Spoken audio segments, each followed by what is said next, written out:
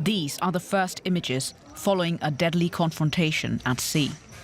Wounded survivors are being treated at this hospital in the Cuban city of Santa Clara. Cuba's Interior Ministry says a US-registered vessel entered its territorial waters near Corralillo, off the northern coast of central Cuba. Coast guards moved in to identify the boat. State media say shots were fired from on board, wounding a Cuban commander. According to preliminary statements, the speedboat was carrying 10 armed individuals who intended to carry out a terroristic infiltration. Authorities seized assault rifles, handguns, homemade explosive devices, Molotov cocktails, bulletproof vests, telescopic sights and camouflage uniforms. All of the participants are Cuban nationals residing in the United States, most with known records of criminal and violent activity. The incident unfolded as US Secretary of State Marco Rubio was meeting leaders of the 15-member Caribbean Community bloc known as CARICOM. The talks focused on regional stability and economic pressure. Washington announced it would ease parts of an oil embargo on Cuba. Rubio, a Cuban American and longtime critic of Havana's government, called for dramatic change, saying Cuba's leadership is responsible for the island's economic crisis. Rubio said US agencies are working to verify details of the speedboat incident. The majority of the information we still possess is what Cuban authorities are providing both the public and the US government. We have our embassy on the ground in Havana working this as we speak, asking for access to the people that were on those vessels, if they were American citizens or permanent residents. According to the Cuban regime, that the boat was registered in Florida. It is highly unusual to see shootouts in open sea like that. It's not something that happens every day. It's something, frankly, that hasn't happened with Cuba in a very long time. The latest development further strains already tense relations between Havana and Washington. And let's get more. We are joined now by Lilian Guerrera, is a professor of history at the University of Florida, specializing in Cuban history. Thank you so much for your time. So far, we haven't been able to verify the Cuban government's claims. What do you make of their version of events? Well, I think that there are certain things we still don't know. They claim that those who were on the boat when they were encountered by the Coast Guard of Cuba fired first, and then the Cuban Coast Guard fired back. 4 were killed. It seems that that has been confirmed. 6 were taken in. We don't know much other than what the Cuban state has said.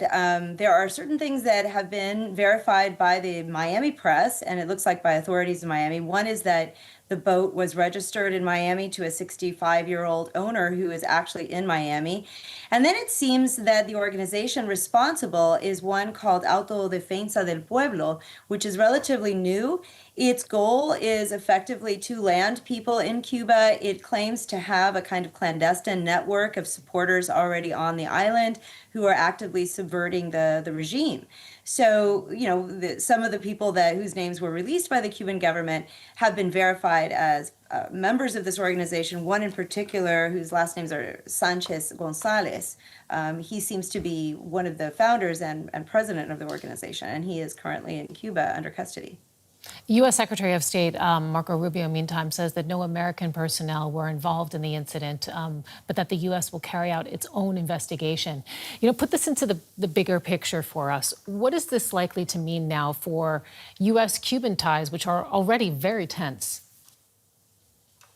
Yes, so it is very much the case that the United States has not backed this kind of incursion since it ended a 5-year-long program called Operation Mongoose that lasted from 1960 to 1965. The CIA in those years had the largest headquarters in the country outside of its own in Virginia, and those were at the University of Miami in Miami.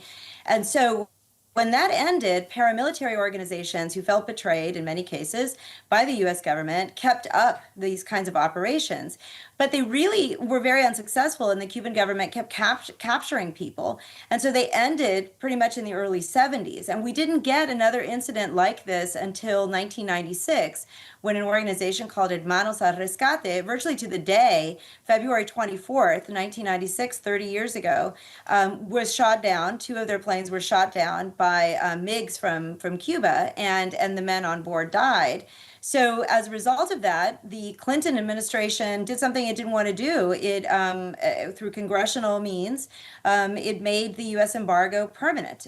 So effectively, the embargo until that point against Cuba, a U.S. policy in place since 1960, 1961, it had really been an executive policy. And then after 1996, it became permanent and can only be removed through an act of Congress. Now, since then, we've only had a couple of incidents, and they haven't been of a political nature. One was a speedboat from Miami that apparently was carrying drugs, and in 2002 engaged in a violent shootout with the Coast Guard of Cuba. And then in that same year, there was another boat carrying about 10 people, I believe it was. At least 5 were killed by the Cuban Coast Guard. The survivors claimed that they had been hit purposefully. But those were not military or paramilitary operations. This one is very unlikely to have had anything to do with U.S. intelligence. But that doesn't mean that it doesn't have tremendous implications. And Marco Rubio just yesterday put some light between the exile community and its demands for change there and the Trump administration's policies. Okay, we have to leave it there, but very interesting indeed. Thank you so much for putting that into context for us.